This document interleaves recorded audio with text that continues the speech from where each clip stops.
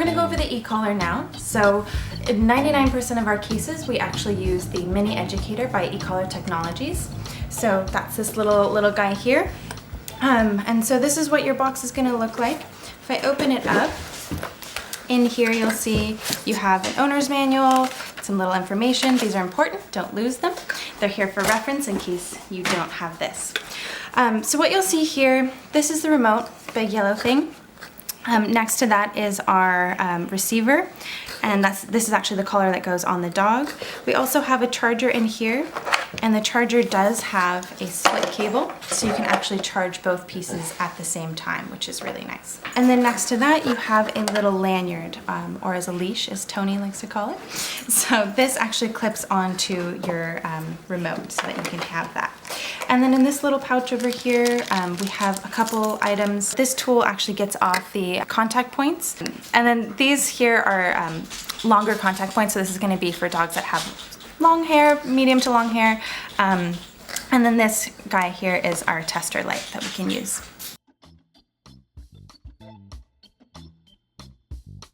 So this is going to become your new best friend. Okay, so what we want to do to start this baby off is we actually want to turn it on. So to turn on your remote, so you have in the back here, you'll see there's a big black button that says on, off, and light, right? So what you want to do is you want to actually press and hold that. So I'm going to press and hold it here for a good few seconds, and that will turn this on. When the remote is on and it's been adjusted recently, you'll see that LED has lit up, and there's also a little blinking indicator light. So this light that's blinking right now, it's going to have a few different colors.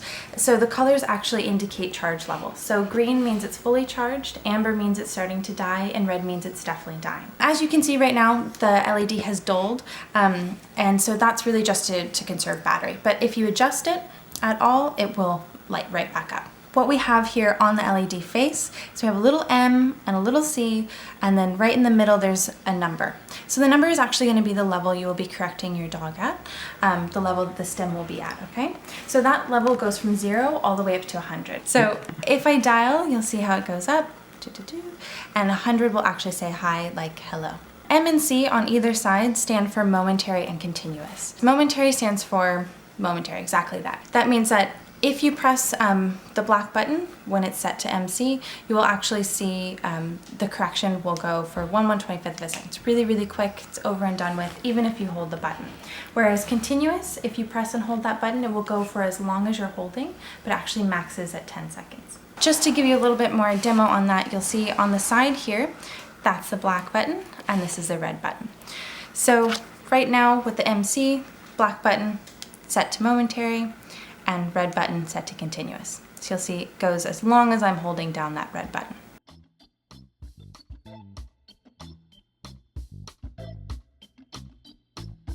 If you ever don't see MC on the front, and you guys always want to see MC on the front, but if you don't, it's because we hit this little tiny MC button in the back.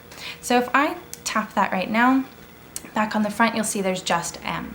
So what that means is now both buttons are set to momentary and one is actually boosted. So you really don't want that. If I toggle it again, it's going to have just C now. And that means both are continuous now. So black is continuous, I believe, what level we're at, 5, and red is going to be continuous, boosted to 10. So you don't want that. You always want to make sure when you are working with your dog that you see that MC on the front. You always want to make sure that you're using just the red button. It's the easiest button to use. It's kind of easy for grip, and I just want you guys to be able to quickly go to that button, okay?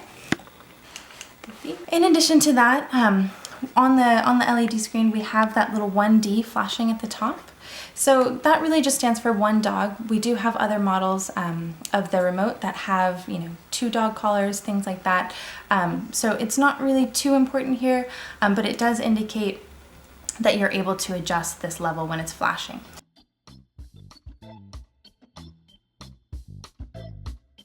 You can actually lock these levels. We don't really want you guys to ever lock them at any point, but you can. So to lock it, if you take this dial and you press and hold it down for a few seconds, it'll actually lock. So now you'll see that 1D is no longer flashing. If I turn the dial, you'll see it's not adjusting, it's stuck at 5, okay?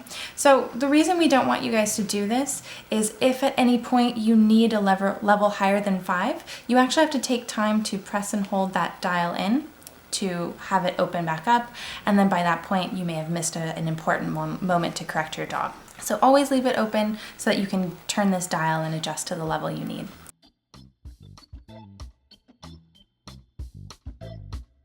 The other button on here, we have a little T that stands for tone. In this model, it actually is the vibrate, but you guys won't be using vibrate at all.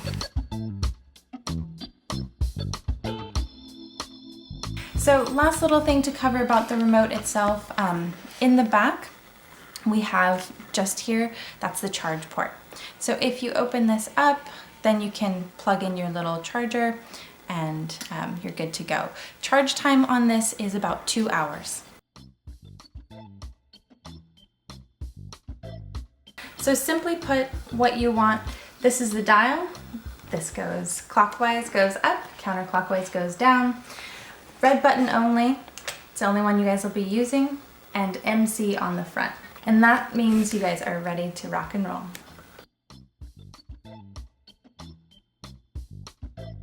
To turn on the actual collar, to turn on the receiver, what I want you guys to do is if you take your remote, you'll notice just down below the T button, there's a little red dot. Now, on your remote, you'll notice on the face here, there is another matching red dot.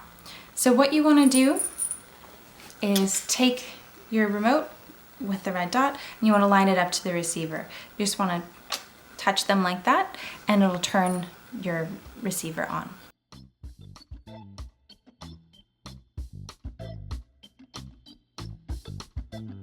When the receiver's on, this little blinking indicator light will always blink when it's on. So again, the color scheme is going to be similar to the remote. Green is fully charged, amber is starting to die, red is definitely dying, and you need to get it charged. The only other time you will see these go red is when you are correcting.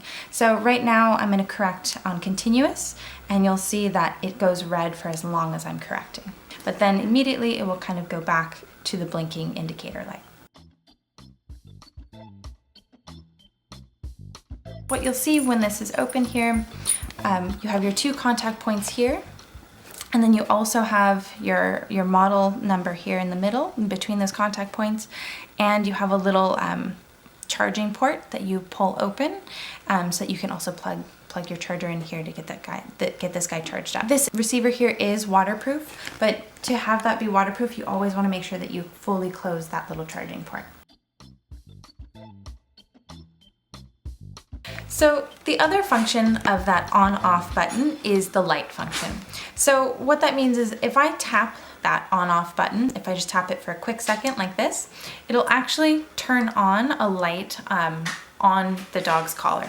So initially it'll blink like this. If I tap the button again, quick little second like that, it'll turn it on solid, and then to turn it off, I just tap that same button again. So the difference between this on, off, and light button is to turn the remote on and off, you want to hold it for a few seconds. So if I press and hold,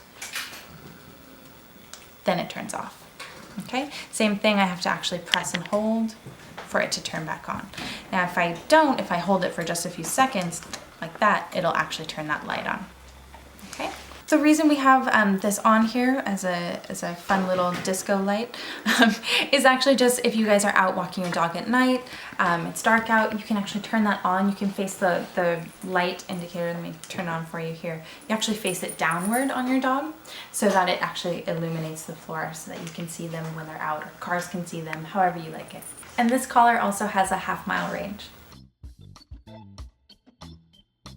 So I also want to just go over with you a little bit about different contact points. So depending on your dog's length of fur, their thickness of fur, we might have a few different options for what you'll be using for contact points. I have a few here to show you guys. These 2 over here on the far right actually come standard with your E-Collar. So this one here, as you can see, it's kind of a little bit of a shorter guy. That's going to be the standard one that we use for most short-haired dogs.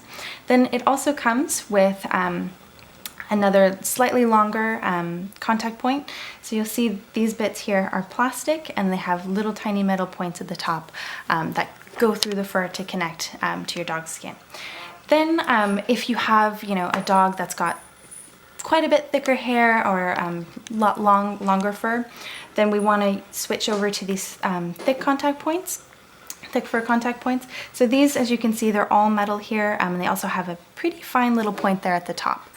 In addition to that, we also have here what is known as a comfort pad. So on the standard e-collar, you have typically 2 points that sit together that touch your dog's skin. This kind of breaks it down a little bit and has 4 different separate points that applies pressure a little differently on the dog's neck. So sometimes we use this for dogs that have sensitive skin, white fur pitties, things like that. We might decide that that's the best way for you, but we'll make sure that we have the best recommendation for you. So that's your e-collar. Remember, you always have this video to go back to for reference. You also have, of course, your manual, and we're always here if you need anything else.